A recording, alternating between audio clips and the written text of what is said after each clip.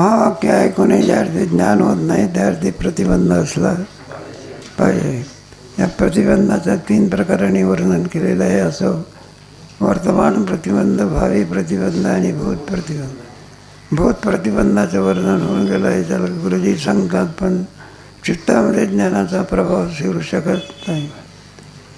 मला इतकं सांगून ज्या अर्थी कळत नाही त्या अर्थी काहीतरी प्रतिबंध असला. मग आता गुरुजी सांगतात ते तत्त्वज्ञान चित्तात आहे. ज्या बाईवर ते प्रेम बसलं ती बाई चित्तामध्ये आहे. म्हैशी म्हणजे म्हैस घ्या, नाही तर बाई घ्यायचं मला कोण तुमच्या मताने तुम्हाला जे घ्यायचं असेल.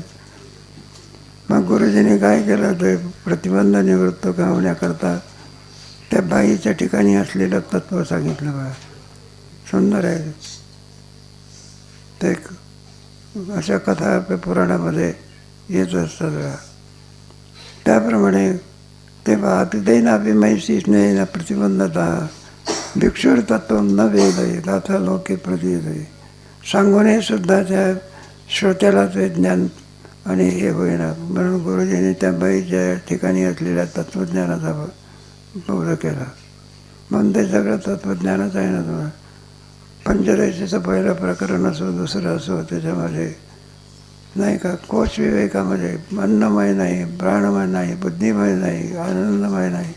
मग तुम्ही आहात तरी कोण? या कोशाचं जो प्रकाशन करतो त्याला काय म्हणायचं? आत्मा. ते आत्मा या जीवाचं काय?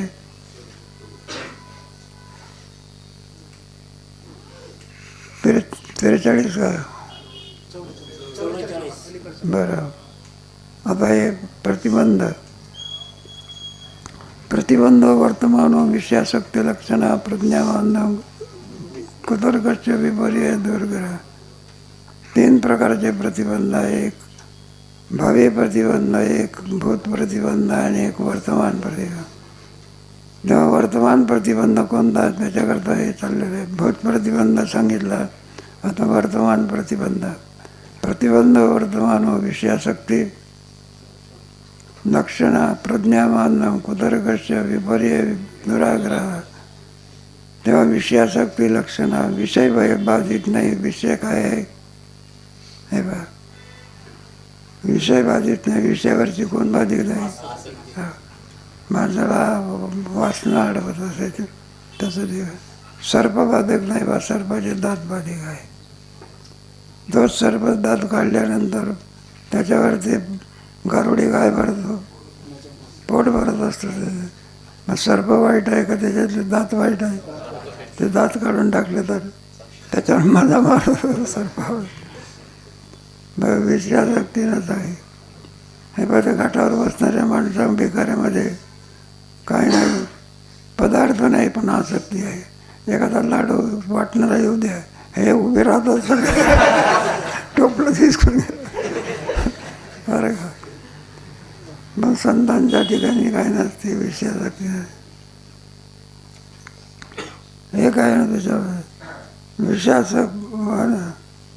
विषयासक्ती लक्षण प्रज्ञाबाधन. बुद्धीची तीव्रता नसावी, त्याला प्रज्ञाबाधन म्हणा.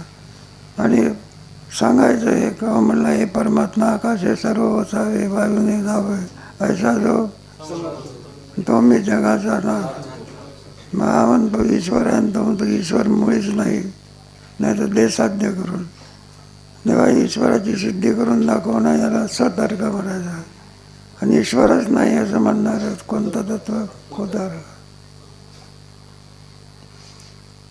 विपर्याय दुराग्रह. माझंच करायचं असं म्हणणं, याला काय म्हणायचं?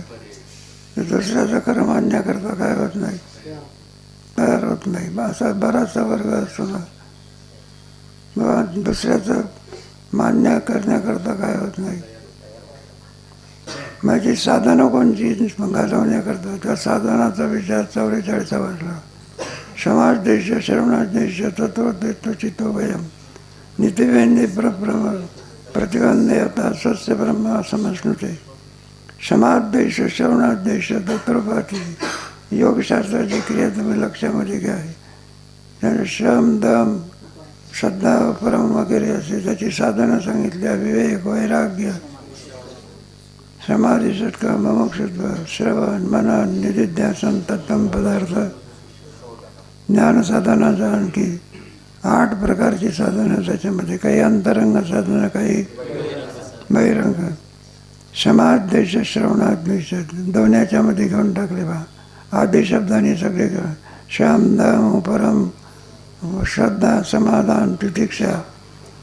शम म्हणजे अंतःकरणाचा निग्रह करणं, याला क्षम म्हणत असतात.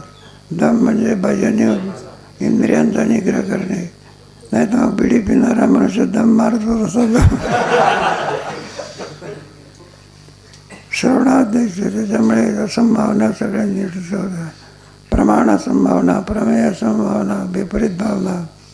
देहाला मी म्हणणे हे कोणती भावना आहे? विपरीत भावना. देह आपला नाही बरं का. देह काळाचा आहे. कशाचा आहे? पंचमहाभूताचा आहे. आणि अशा पंचमहाभूताच्या शरीराला मी म्हणणं म्हणजे शेवटी नाना प्रकारचे दुःखाला आमंत्रण दिलं आहे. आणि मुक्त पुरुष असतो, शरीरात राहतो पण काय म्हणत नाही शरीराला, मी म्हणत नाही. भाडेकरू भाड्याच्या घराला कुठं मी म्हणत असतो का? घरात राहतो पण मालक कोण आहे? पडझड झाली तर भाडेकरूला दुःख होते का मालकाला? आहे का? मी साधन आहे बा. समाज्ञेश श्रवण म्हणून वगैरे. आणि तत्रोपचिंते वयम तत्र उचिते. एका साधनाने एक निवृत्ती होत असते. प्रत्येक साधनाचं साध्य ठरलेलं असतं. नितेपी अस्मिन् प्रतिबंधा त्रसस्स नितेपी अस्मिन् प्रतिबंधता. ही सर्व प्रतिबंध निवृत्त झाल्यानंतर काय लाभ होत असतो? आता स्वच्छ ब्रह्म समजणते.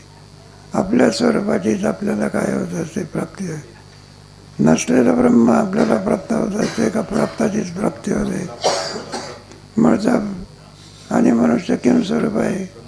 एक दृष्टांत मी सांगत असतो. कुठेतरी म्हातारा मनुष्य घरातून काही फिरायला गेला म्हणा, ब्राह्मण मनुष्य. आणि पुन्हा आणखी घरी आल्यानंतर संध्येला बसल्यानंतर म्हणाला, या अल्ला या बसमिल्ला. घरची माणसं ओरडायला लागली, केशवांना माधवांना न म्हणताना काय म्हणलं, याला कोणाचं तरी भूत लागलं असलं. मग ते आरवाडी लोक असतात, भूक निवृत्त करत असतात. भूक निवृत्त केल्यानंतर पुन्हा म्हणायला लागला, कृष्ण नाही का, केशवांना माधवांना नाही बा. आता त्याला ब्राह्मण करायचा का मूळचा होतात? तसा जीव मूळचा किम स्वरूप आहे. मग आता ब्रह्मरूप करायचा का आहेच? अप्राप्ताची प्राप्ती की प्राप्ताची असं. मग आपल्या स्वरूपाचं आपल्याला काय होत असे? ज्ञान होत असे. स्वच्छ ब्रह्म समजणे आपलं मुळात स्वरूप बघा. तुका म्हणे तो स्वय आगामी प्रतिबंधा सामदेवे सुमिरता एकेन जन्मना क्षीणो वर्धस्त्री जन्म भी. आता एक भूत प्रतिबंध झाला, दुसरा वर्तमान प्रतिबंध झाला, तिसरा कोणता? भावी प्रतिबंध. हा वामदेवाला होता. आगामी प्रतिबंध वामदेवे समीरता. हा भविष्यातला प्रतिबंध वामदेवाच्या ठिकाणी. प्रतिबंधामुळे त्याला ज्ञान ऐकूनही सुद्धा ज्ञान होऊ शकत नव्हतं. एकेन ब्रह्मणाक्षीने एक जन्माचा प्रतिबंध होता. आणि तो जन्म संपदा बरोबर गर्भामध्ये असताना त्याला काय झालं? ज्ञान झालं. बाहेर पडल्यानंतर नाही. गर्भामध्ये त्याला नाही का एखादी ओवी असते ना, पाठ केलेली असते, किती पाठ केली असली तरी वेळेवर काय होत नाही, आठवत नाही. आणि पाठकातून बाहेर पडला की लगेच आठवते. गुरुजी म्हणजे काय पेपर द्या तू आठवते. प्रतिबंध काय झाला? मग आपल्याला ज्ञान काय होत नाही? अज्ञान नावाचा काय आहे? आणि मग ज्ञान काय करते? ब्रह्मरूपता आणून देते का प्रतिबंध निवृत्त करते? तेच त्याचं वर्णन इथे सांगितलं. एकेन धर्मना क्षीणो. एका धर्मातच तो प्रतिबंध निवृत्त झाला. आणि भरताला मात्र किती जन्म घ्यावे लागले? 3 जन्म. 3 जन्म घेतल्यानंतर भावी प्रतिबंध निवृत्त झाला आणि त्याला ज्ञान झालं. आणखी बरंचसं वर्णन केलेलं आहे, त्याचा विचार कधी करू.